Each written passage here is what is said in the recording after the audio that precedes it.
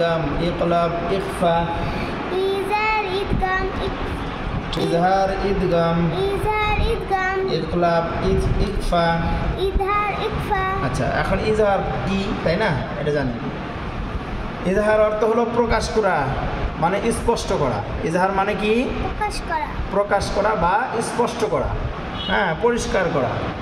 নুন সাকিন বা তানমিনের পরে ইজহারের কোনো হরফ এলে নুন সাকিন বা তানমিনকে গুণনা না করে স্পষ্টভাবে পড়তে হয়। অর্থাৎ ইজহারের হরফ হলো 6টি। কয়টি? 6টি। 6টি। এখানে দেখেন ইজহার কিন্তু আছে 2-3 রকম, ঠিক আছে? এখানে দেখে দেখে হামজা হা বলেন হামজা হা খ আইন গইন। হুজুর যেটা বলছে এভাবে শিখেছে, হ্যাঁ? বলেন হামজা হা হা খ আইন গইন। হামজা হা খ আইন গইন। হ্যাঁ, এই কয়টা কার হরফ? ইজহারে। আচ্ছা, হলো ইজহারে হরফ। বলেন তাহলে 6টা মুখস্থ করেন। ইজহারে হরফ 6টি।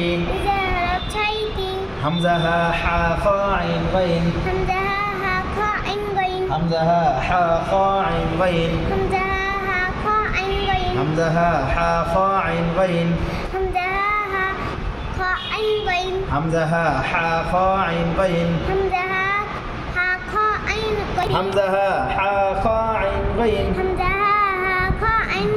হ্যাঁ, বলেন নুন সাকিন বা তানমিনের পরে ইজহারের কোন হরফ এলে নুন সাকিন বা তানমিনকে গুণনা না করে স্পষ্টভাবে পড়তে হয়। এরকম অবস্থা আছে নাই কেন? পড়ছি তো।